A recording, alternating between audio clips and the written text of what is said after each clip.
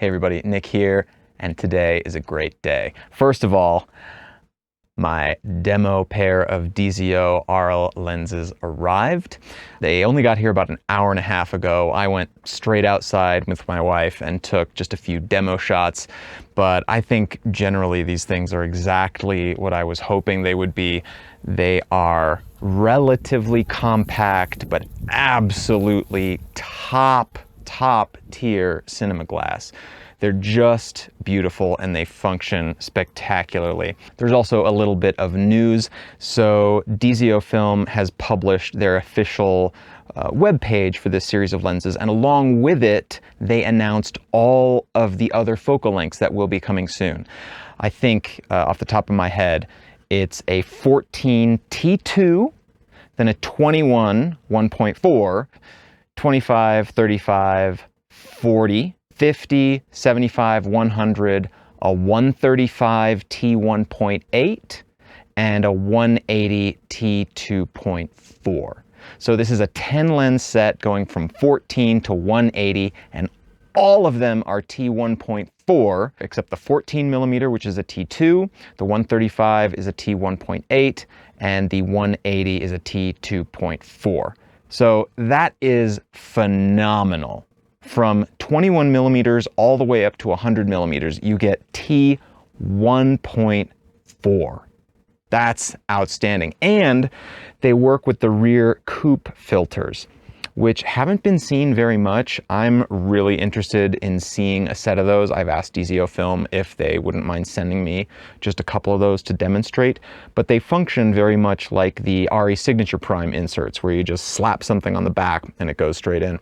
And because these are such a short flange depth, relatively speaking, they're gonna work with just about any adapter out there, I think, even with those coupe filters on.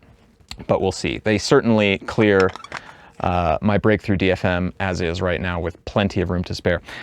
One thing I haven't found out yet, but I want to, is what the F number is.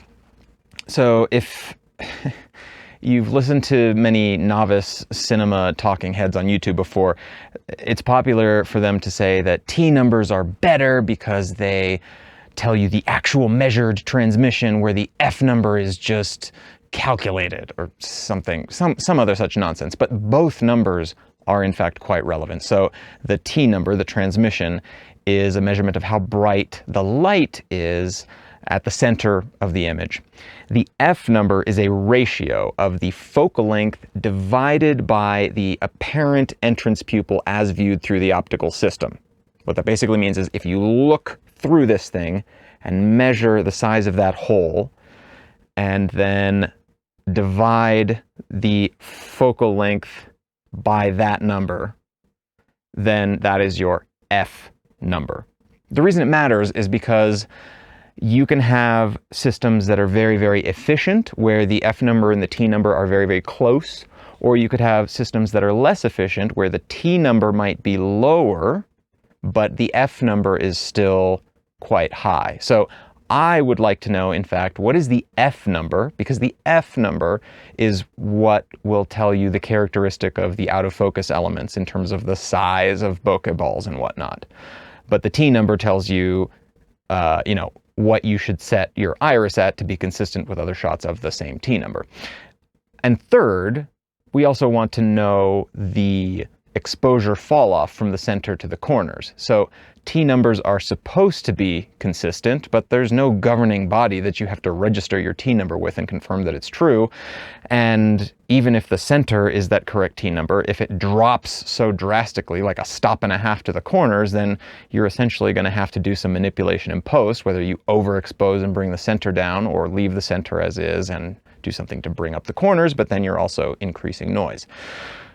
Anyway, so long story short, I like to know the F number, the T number, and the light fall off for my lenses to have sort of a general idea of what kind of a picture they're going to put together. But all of that said, let's look at just a little bit of this demo footage. I just love the way that these lenses look. I am just a sucker for shallow depth of field, and these obviously provide that with such a fast, wide open aperture. The mechanics are fantastic. Everything about these lenses is very nice and rock solid. I wouldn't mind this iris ring being damped a bit more. So the focus ring's perfect. Love it just the way it is. I like my iris rings pretty stiff because it's so easy to just bump this by accident and now suddenly you're at T2 and you didn't mean to be. You know, a lot of productions are just going to have motors connected to these all the time anyway, in which case that's, you know, kind of irrelevant. But for run and gun situations or situations where you just don't want a motor there, it would be nice to have that damped a little bit more. But generally speaking, there is zero to complain about here. They're fantastic. Their price relative to their feature set is just unbelievable.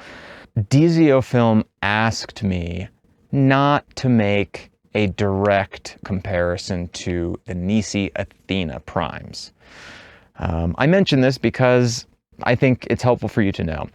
Now, I have no relationship with DZOFilm. That means that I have to do so, but I think it's a valid request, and I'm going to tell you why, right? So, on the one hand, there are going to be those of you just like me who are like, hey, you know, Nisi Athenas are about half the price, half the size, half the light, right? Because they're one stop slower. You know, how do they stack up? Would it be better to have, you know, 4 Athena lenses or 2 Arles lenses? But the thing is, anytime you're comparing a less expensive product to a more expensive product where there's a significant gap, the less expensive product always gets the benefit of that comparison. You know, and when we're talking about lenses, there's a scale of diminishing returns here. The more you pay, not necessarily the more you get in linear terms for your dollars. The 20 times more expensive RE signature primes are not going to be 20 times better. And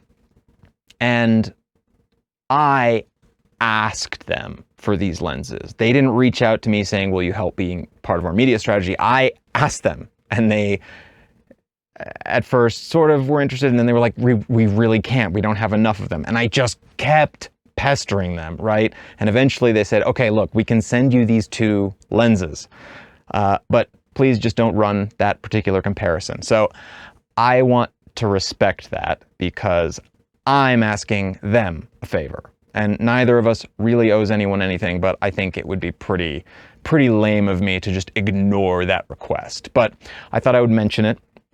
Nevertheless, I'm going to come straight out with my very early tests here and say, absolutely, if the question is, should I buy 4 Athenas or 2 of these, I'm going for this set absolutely every time.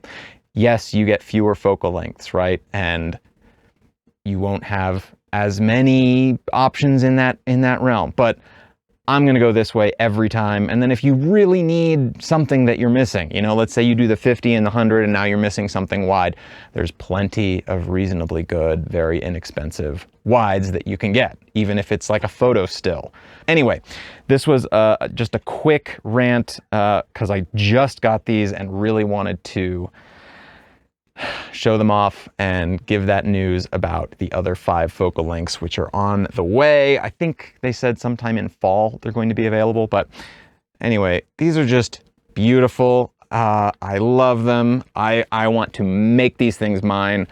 These are going to be glued to my camera. They're everything I want. They're everything I want. DZOFilm, fantastic. I'll have lots more footage to show you. This was just my quick first impressions. But anyway, thanks for watching. See you next time.